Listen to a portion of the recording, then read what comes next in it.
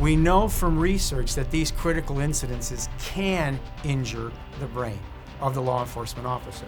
Now, yes, this is what we signed up for, but we must acknowledge the science of what's taking place in our brains, because our brains are our most important tool.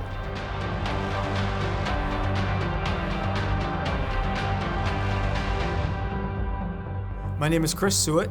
I've been a chaplain with the Riverside County Sheriff's Department since 2002, where I've gone on weekly patrols so that I can experience what the officers experience, and I can understand what it takes to become or be and stay a law enforcement officer.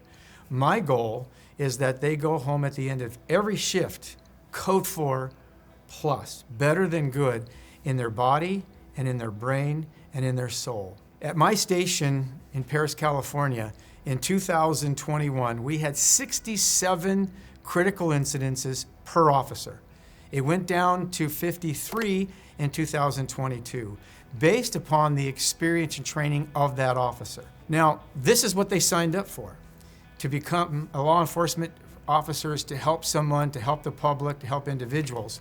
And in fact, in my courses, that's the #1 reason given why they got into law enforcement. However, we know from research that these critical incidences can injure the brain of the law enforcement officer. And it kind of goes along with this. This is a stress brain, but what it is the brain is the #1 important tool of a law enforcement officer for 2 reasons. One, this is where our decisions are made. You have this information coming in through your senses. It comes into the prefrontal cortex, or A, plus B, which is your cerebellum and your hippocampus, where your long-term memory is stored, your muscle memory is stored. And then the brain puts those together to hopefully make a great decision based upon policies and procedures. That's a wonderful thing. However, the brain also determines what stress is. So when this information that comes into your brain is something new to you, where maybe you have to adapt highly, or there's a great possibility of failure, your amygdala is going to go, stress, stress, stress, and it's going to kick in some chemicals into your body to get that fight or flight going. But it also secretes cortisol. Cortisol wants to interfere to block the A and the B in this decision-making process.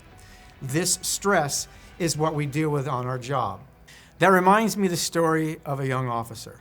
He'd been off training for 18 months. Now, during that 18 months, he had over 1,300 calls for service. And he said, about a 10% of that, I actually felt confident coming in.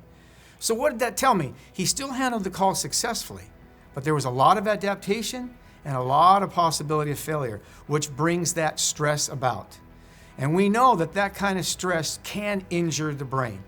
And if we don't have the skills to deal with that stress, the ability to download experience and training from those critical incidences, we show you in the seminar that there is research that shows with a 94% accuracy rate, 94%, that merely what the brain receives through its senses can cause an injury to the brain.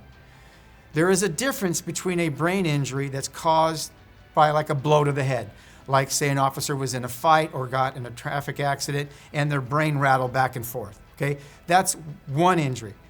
But there's another injury caused by merely seeing an alive 5-year-old human trafficked girl taken out of a 40-gallon black plastic bag filled with her urine and excrement. What we see, what we smell, what we taste, what we touch, and what we hear can injure us on this job. Now, yes, this is what we signed up for, but we must acknowledge the science of what's taking place in our brains, because our brains are our most important tool. And there is a fact out there. 1 in 12 first responders, law enforcement officers, think about suicide at least once a month. Yes, injuries are part of the job. It is what we signed up for. But they don't have to be career or family ending. We know for a fact that applying first aid, as soon as an injury occurs, we increase the chance of healing. This course will show each first responder that what they're experiencing on the job doesn't make them mentally ill or crazy. it just makes them injure. Thus, we know by using the debriefing tools in the Freedom First Aid process, tools that are based on research and peer-reviewed neuroscience studies, that by downloading new experiences from our critical incidences into our long-term memory, not only starts the healing process, but it can prevent them from happening in the future through increased stress inoculation. Let's acknowledge the science. As first responders, there's skills that make us successful. But when you add stress to that, there's the possibility of side effects which can bring about injuries. And if we don't have the first aid tools to handle those injuries, we can have a sensory brain injury. But if we have the first aid tools that are given in this course, we can begin the healing process to keep our officers both healthy professionally and personally. I hope to see you in my next course.